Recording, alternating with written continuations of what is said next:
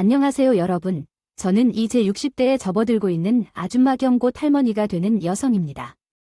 제 나이를 이렇게 글자로 적어보니 참 많이 살았구나 싶네요. 그 모진 세월 동안 어떻게 버티며 잘 살아왔는지에 대해 대견스러움을 느끼기도 하고요. 60년 넘게 살다 보니 참 세월의 가치를 몸소 깨닫게 됩니다. 갑자기 죽을 것처럼 고통스러울 때도 있었지만 결국 좋은 일이 오고 그 좋은 일이 왔다가 나락으로 떨어질 때도 있었습니다. 남들도 그렇겠지만 제 인생은 정말로 불안정하고 변화무쌍해서 당장 오늘을 예측하기 어려울 정도로 바람부네요. 그러나 여러분, 제가 살아보니 길한 일이 있으면 휴한 일도 있습니다. 재앙이 있으면 복도 오듯이 인생은 언제 어떻게 될지 알 수 없다고 해요. 제 인생은 바로 그 사자성어가 딱 들어맞을 정도로 참 파란만장했거든요.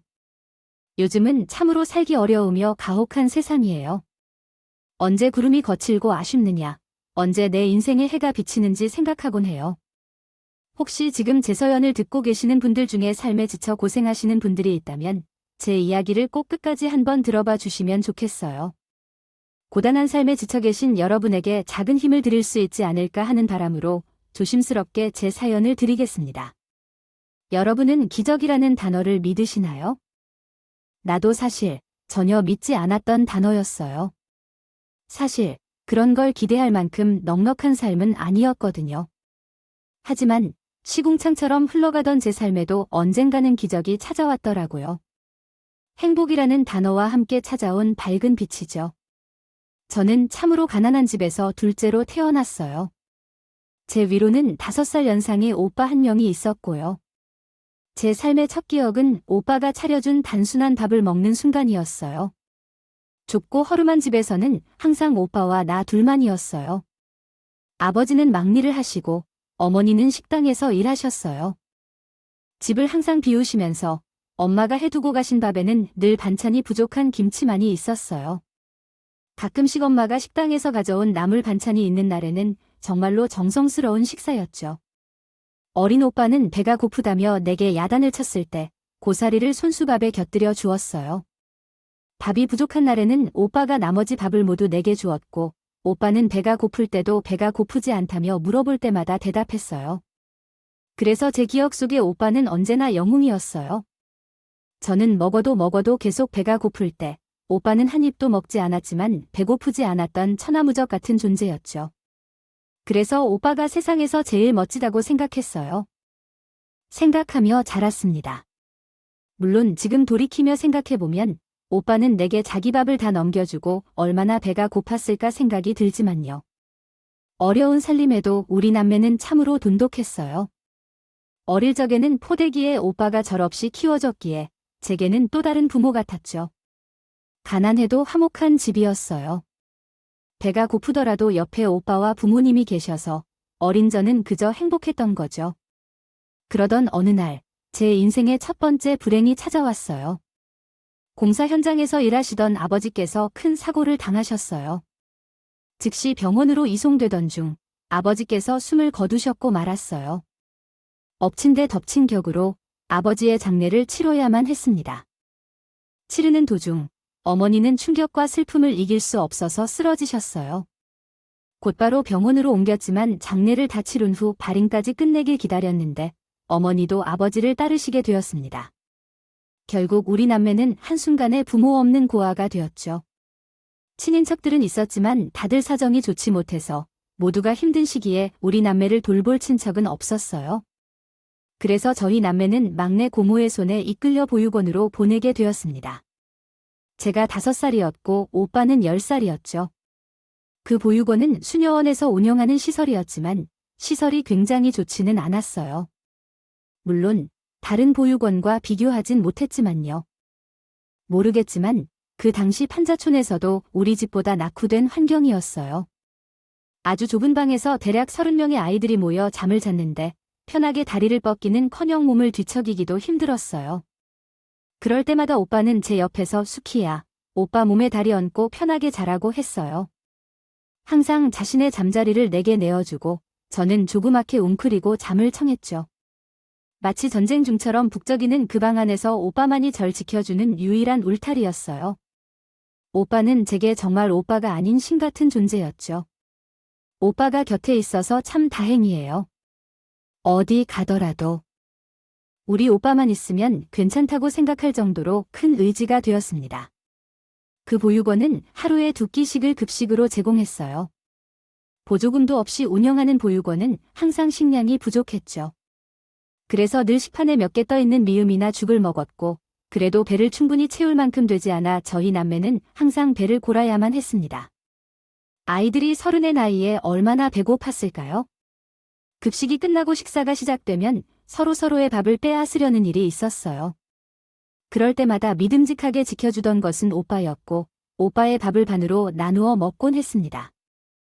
언제나 철없는 제 입으로 들어갔죠, 오빠. 밥 안 먹어도 돼, 괜찮아.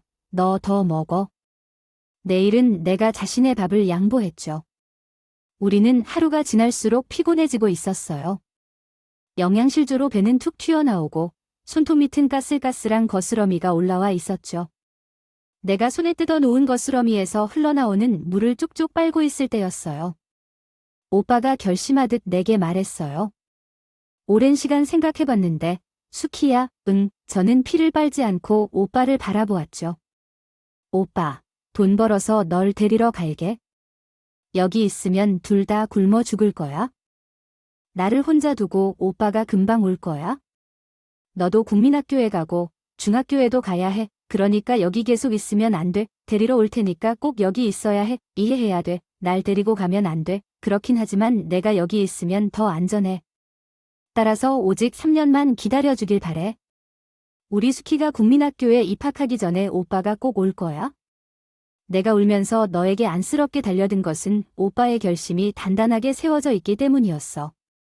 그날 오빠가 보호원을 떠나고 나는 혼자 남겨지게 되었죠. 나는 그때부터 오빠가 다시 오기만을 소망하며 불평했어요. 아이들은 오빠가 갑자기 우리를 떠나 삼킨다고 했지만 믿지 않았어요. 오빠는 국민학교에 가기 전에 꼭 돌아온다고 약속했기 때문이죠.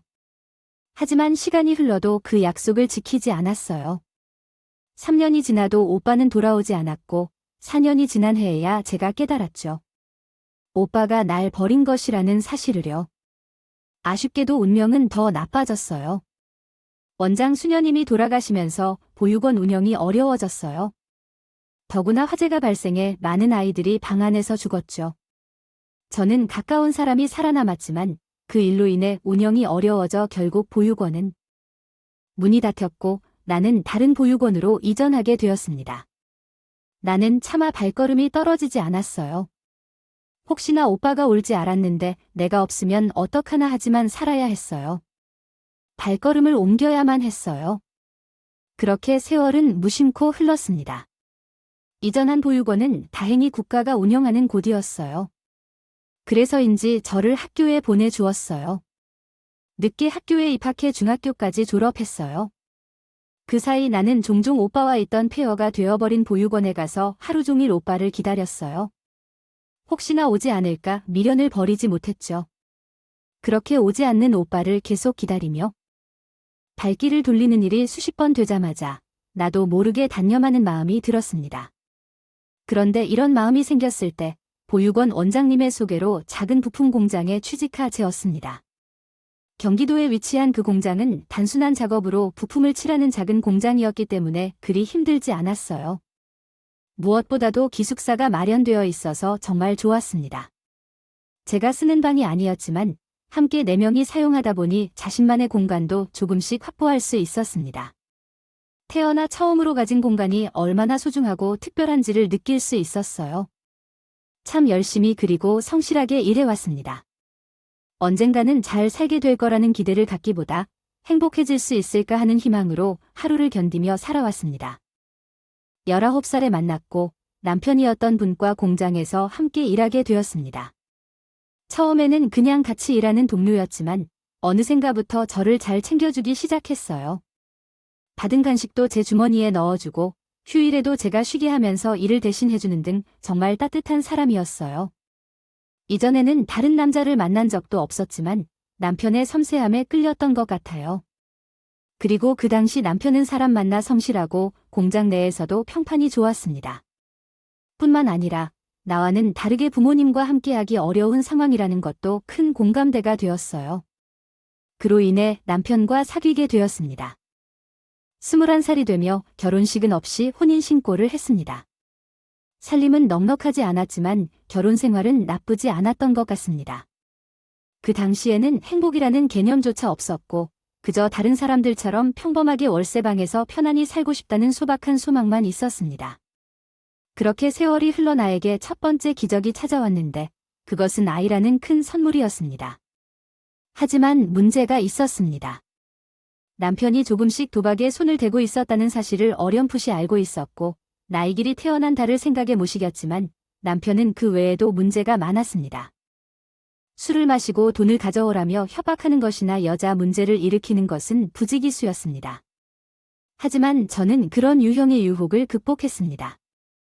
아이를 아버지 없는 환경에서 키우는 것은 불가능했습니다.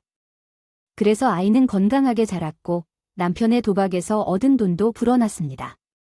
연금을 저축했던 돈까지 사용했습니다.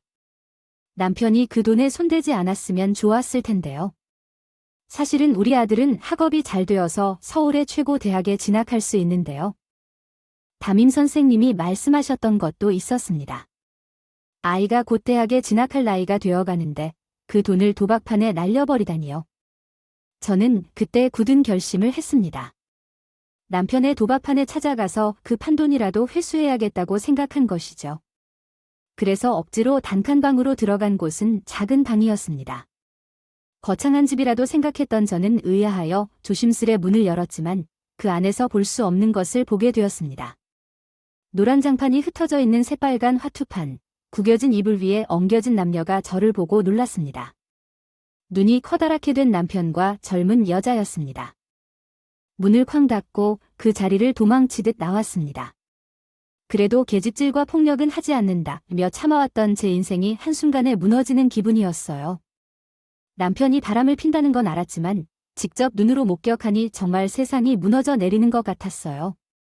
아들의 등록금을 그 여자에게 가져다 바친 걸까 생각이 여기까지 미치자 저는 참을 수 없는 분노에 휩싸였어요. 그리고 제 아들을 위해서라도 저는 이혼을 결심하게 되었습니다. 이혼이 참 간단했어요. 20년 넘게 살을 맞추며 살아왔는데 도장 한 번 찍고 법원 몇 번 가니 그냥 남이 되는 것 같더라고요. 어떻게 남편이 이렇게 순순히 이혼을 해주나 싶었는데 나는 이혼하자고 말을 꺼내지 않는 사람처럼 느껴졌어요. 대학 등록금을 돌려달라며 법적 조치를 취하겠다고 말했더니 그는 약속하는 척을 하더니 결국 그 돈은 안 줄 거라는 마지막 믿음이 있었어요. 하지만 그 믿음은 남편의 말에 의해 와르르 무너지고 말아요. 대학 등록금은 대체 무슨 대학 등록금이냐고 졸업한 후 돈을 벌라고 했는데 그때부터 길바닥에 돌을 던지며 가버렸죠. 저는 실망스러웠습니다. 눈앞이 막막했어요. 당장 먹고 살 일이 걱정이더군요. 오빠와 단둘이 보육원에 버려졌던 그때의 기분이 다시 되살아나는 듯했어요. 그땐 제 곁에 든든한 오빠가 있었고 지금은 아들이 있죠. 엄마, 난 꼭 장학금 받아올 거야. 대학을 포기하고 싶지 않아.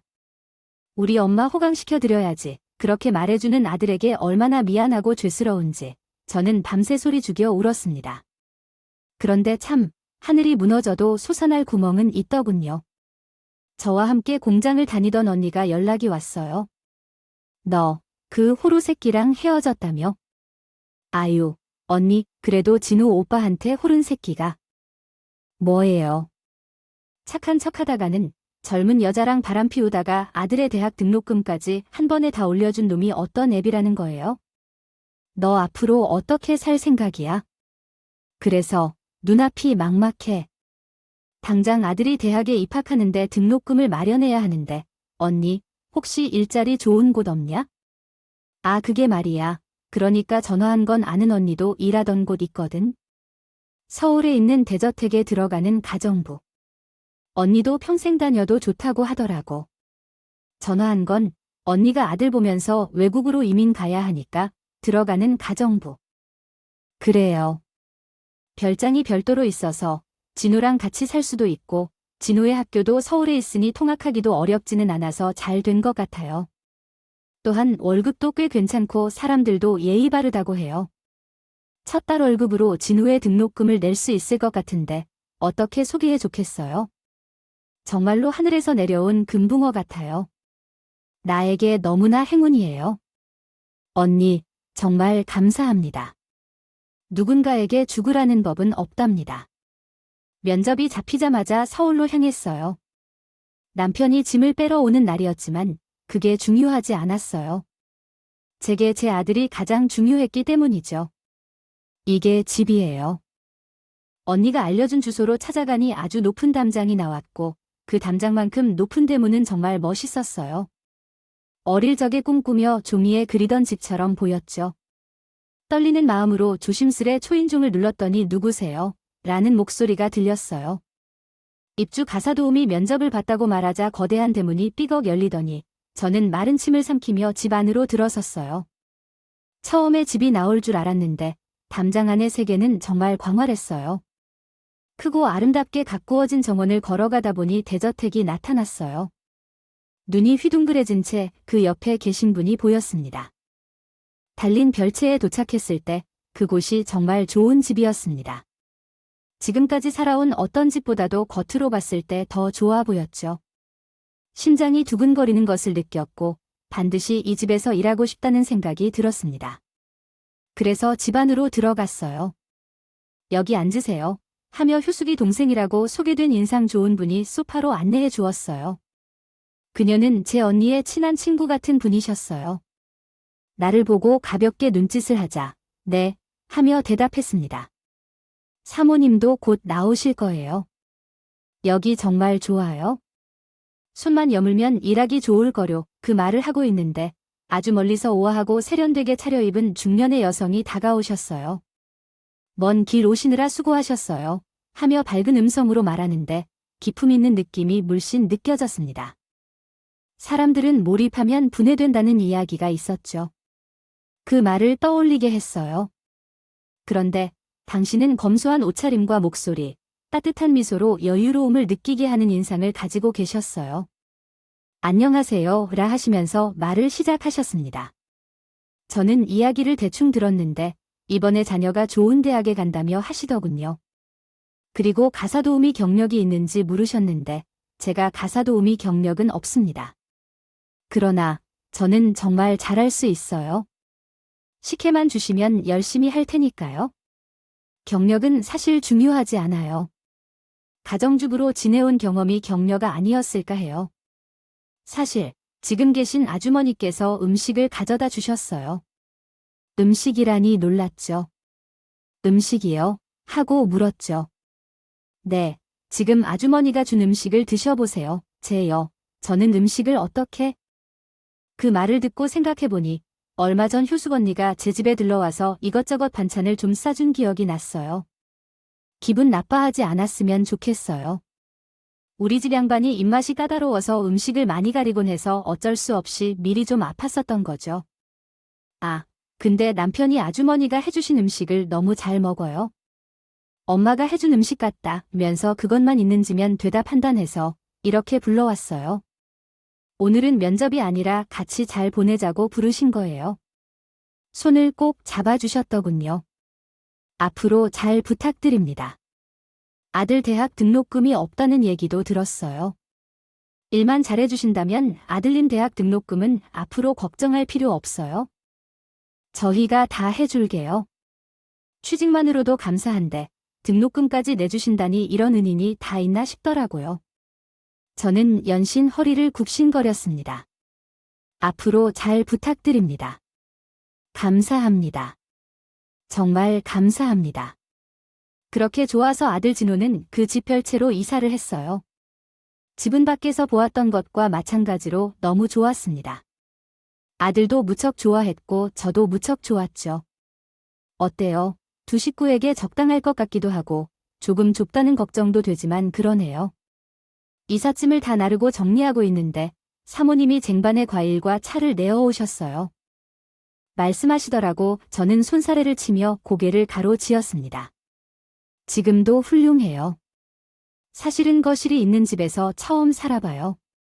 마음에 들면 다행이에요. 오늘 내일은 이삿짐 정리하느라 정신없을 테니 푹 쉬고 모레 월요일부터 출근해 주시면 되겠어요. 그럼 남편분은 식사는 어떻게 하셨나요? 출장 갔다 왔어요. 한 달 정도 전에 이사한 제가 꿈에 부풀었습니다. 이상하게 이혼이라는 지독한 열병을 앓은 후에 새로 태어난 것처럼 세상이 펼쳐지는 기분이 들었어요. 무언가 엄청 설레고 기쁘고 그렇게 재입주한 가정 생활은요. 아침에 일어나서 청소하고 밥을 하고 빨래를 하고 늘 하던 집안일이 좀 커졌다 정도일 뿐 일은 크게 힘들지 않았어요. 사모님도 사모님이 아들님도 까탈스럽지 않아서 비위를 고려할 필요도 없었어요. 저는 묵묵히 일을 열심히 했어요. 그렇게 어느 날 내일은 진호대학 입학금이 내는 날이라고 사모님이 물으셨어요. 저는 눈을 떴다가 물었어요. 어떻게 아시게 됐죠? 사모님께서는 놀라시며 대답하셨어요. 우리 첫째 아들이 그 학교 다니는 거 알지 않아? 이렇게 말하시며 큰 봉투를 쥐어 주시더군요. 그 봉투는 꽤 두툼했기에 제가 궁금해하여 물었습니다. 이건 뭐예요? 사모님께서는 약속한 등록금이야 라고 대답하셨어요. 한 달도 되지 않은 취직 후에 있었던 일이에요. 사실 월급 전이어서 돈을 좀 빌려야 할 것 같더라고요. 혼자 속으로 태워왔는데 정말 눈물이 찔끔 나더라고요. 하지만 이걸 받을 수 없었죠. 아니거든요, 사모님. 곧 월급날이고 어떻게 해볼 테니 이건 넣어두세요. 지금도 이렇게 편하게 일하는데 너무 염치 없어요? 그러자 사모님이 제 차에 봉투를 쥐어주시면서 그러셨더라고요. 이거 내 남편이 주는 거예요? 내가 주는 게 아니라 실은 아주머니 음식을 먹고 그날 남편이 울었어요. 엄마가 해준 밥 같다고 그러면서 꼭 보답하고 싶다고 하셨어요. 이게 보답이 될지는 모르겠지만 제발 좀 받아줘요. 감사합니다. 눈물을 터뜨리게 되면서 아직 보지 않은 사장님께 너무도 감사한 마음이 두드러졌어요. 몇 번이고 고개를 숙여 인사했고 며칠 뒤에는 사모님이 아침부터 분주하신 모습을 보고 제게 당부하셨어요. 아주머니, 오늘 저녁 식사만 좀 더 신경 써주실 수 있을까요? 하자 그 즉시 활짝 웃으시며 말씀하신 것이 생각나네요. 오늘은 남편이 귀국하는 날이에요. 하셨을 때 심장이 두근거렸죠. 저랑 같이 학교 다니는 동안 학비까지 내주신 사장님께서 어떤 분이신지 궁금했죠.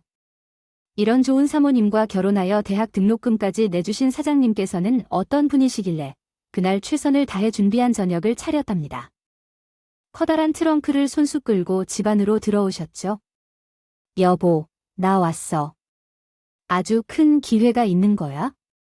훤칠한 이상의 중년 남자분이셨어요. 어딘가 낯이 익기도 한 얼굴에 나는 멍하니 사장님의 얼굴을 바라보고 있었죠. 그러더니 갑자기 좀 어색하게 느꼈죠.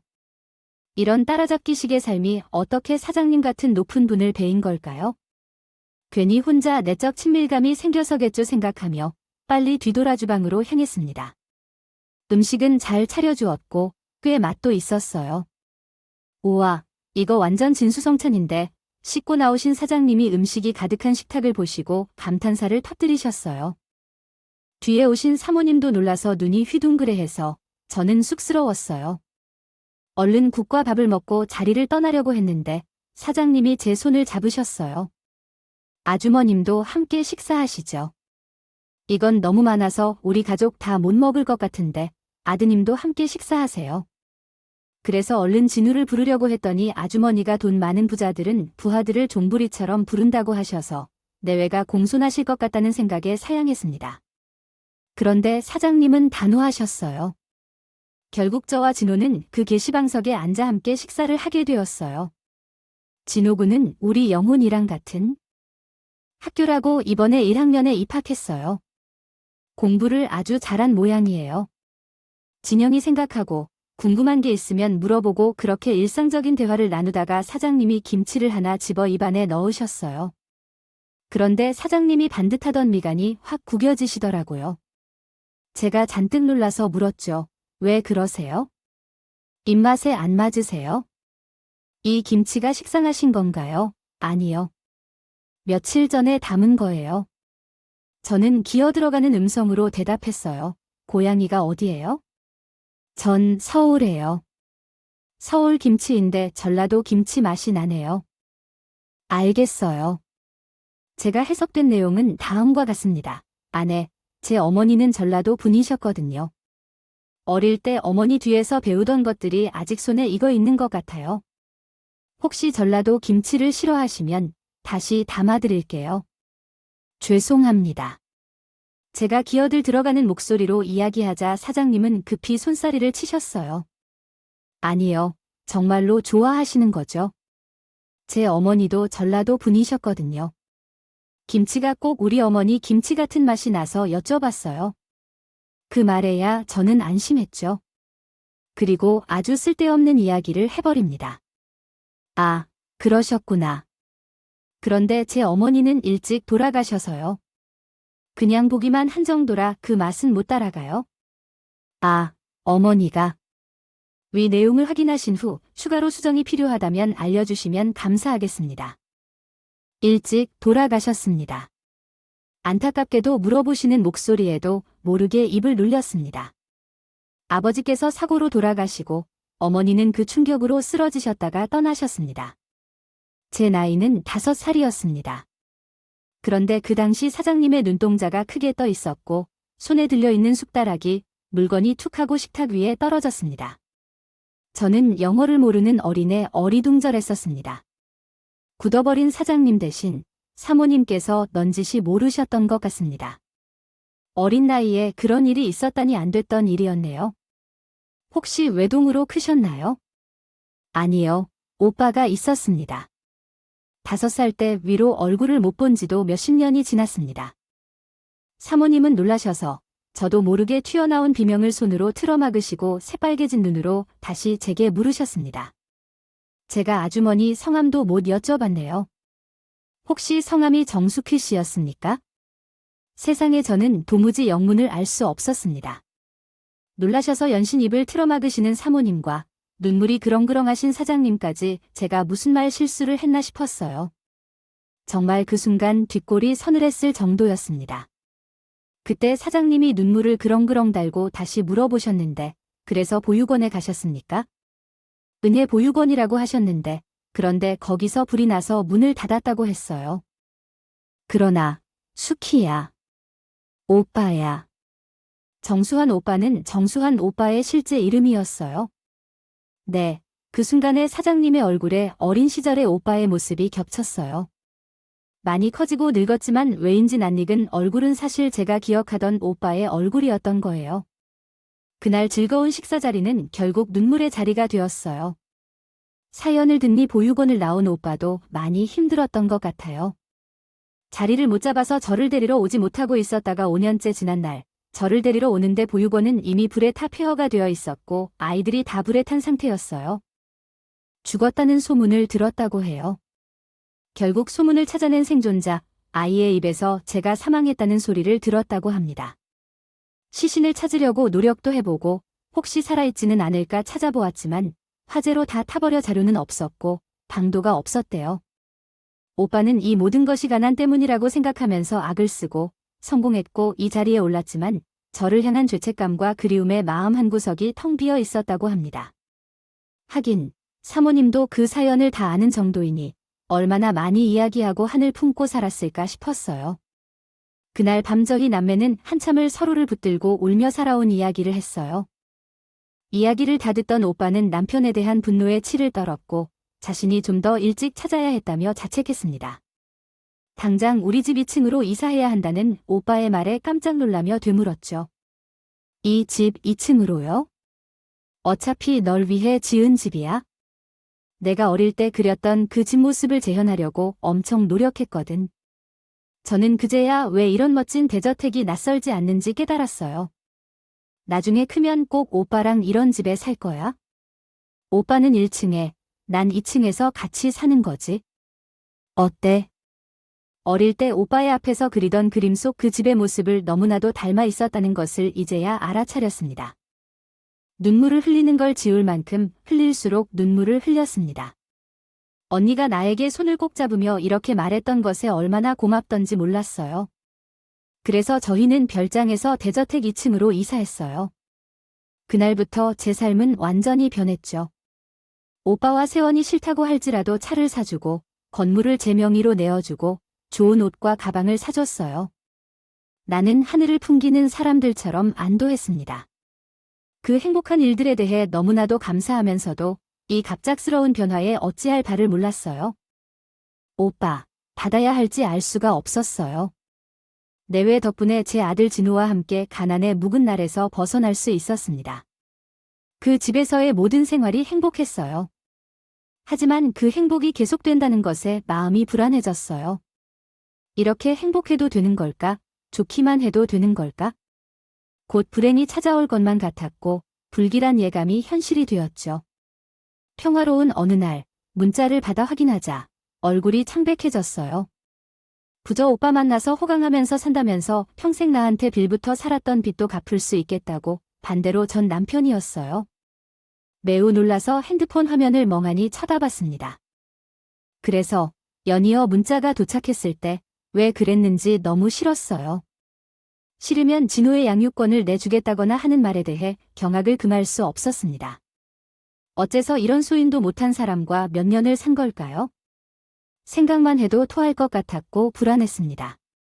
진짜로 진호를 빼앗길까봐 오빠를 협박하려 할지도 모르니까 너무 두렵더라고요.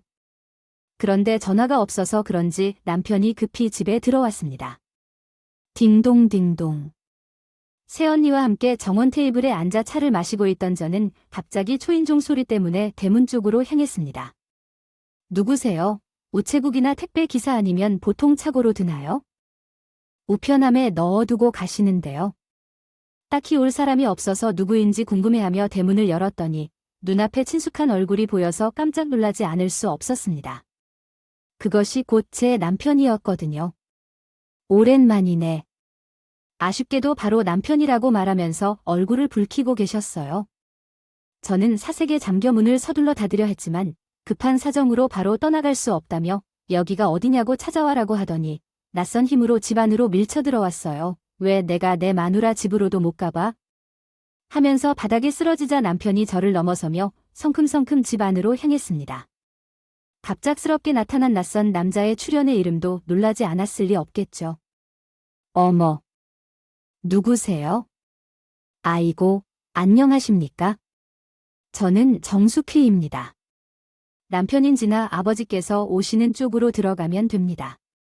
하면서 말리는 새언니를 밀치고 막무가내로 집 안으로 문을 열고 들어갔습니다. 아니나 다를까 더러운 신발을 벗어던진 남편은 거실 중앙에 느긋하게 누워 있었어요. 돈을 주지 않으면 나가지 않겠다는 태도였죠. 작정을 하고 온 것 같았어요. 정말 미칠 것만 같아 발을 동동 굴렀고 새언니는 황급히 오빠에게 전화했어요. 벌떡 일어선 남편은 아이고 배고프다 하면서 주방에서 제멋대로 음식을 꺼내 먹었다. 개걸스럽게. 밥을 먹고 흐려진 남편이 이 속으로 저희는 능동적으로 쳐울며 이동하고 있었어요. 우리는 남자의 힘을 억제할 수도 없었고 걱정 때문에 다리를 움츠리지 않았어요. 남편은 막역하게 우는 것이었으니 어떻게 여자에게 폭력을 가하는지 또 다른 사람보다 잘 알고 있었으므로요. 몇 시간이 되었을 때 남편은 2층에서 다시 방 침대에 누우며 코를 고이고 자는 중이었어요. 도착한 오빠는 분노로 눈이 붉어지면서 질문했어요. 이 놈이 어디에 있어 2층. 그러자 오빠는 성큼성큼 계단을 올라가서 남편이 자는 침대에까지 도착했습니다. 그리고 코를 골며 자는 남편을 확인한 후에 곧바로 욕실에 가서 찬물을 2가대 따르고 있었어요.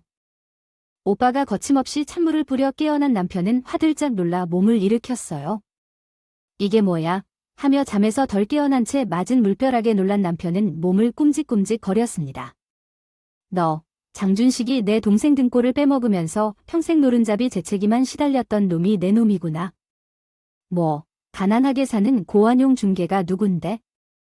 뭐요, 고한현, 오빠의 그런 무서운 모습은 처음 보았습니다. 오빠는 어금니를 갈아 먹다가 주먹을 말짱 돌려주었죠. 너, 내가 어떻게 이 자리까지 올라온 줄 알아? 너 같은 녀석은 그냥 조용히 묻혀버릴 수 있어. 너, 내 동생을 때리기까지 했다면서? 어디에 있어? 이곳에 있어. 오빠의 주먹은 거침없이 남편의 눈덩이에 박혔어. 왜 너도 때리냐? 아픈데. 오빠, 가만둬. 오빠도 똑같은 사람이 되지 않게? 나는 오빠를 필사적으로 막아섰어. 그러자 오빠는 용기를 내어 주먹을 풀었지. 너, 수키 때문에 죽는 줄 아니? 오빠는 소파에 앉아 있었고 전 남편은 그 앞바닥에 공손히 무릎을 꿇고 있었어. 우리와 새언니는 그 모습을 가만히 지켜보고 있었고. 야, 장준식. 매 한 방에 그렇게 얌전해질 줄이야? 천하의 망나니였던 남편은 완전히 얌전한 양이 되어 대답했어. 지금 당신, 집에 침입죄로 감옥에 가둬놓을 수도 있어요. 또한, 없던 죄도 만들어 추가할 수도 있죠. 제 소속된 조직의 인맥이 넓기 때문에 경찰이나 검찰 같은 쓰레기들을 처벌하는 것은 수월한 일이에요. 당신을 감옥에 가두어 놓을지, 땅속에 파묻을지 고민 중이에요. 이 말의 뜻은 제가 심각하게 고려 중이라는 것이에요. 오빠의 음성이 무서웠어요.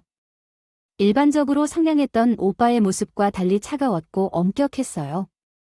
그런데 생각해보면 너 같은 인간 말종에게 시간을 허비하기는 아깝다는 생각이 들어. 그래.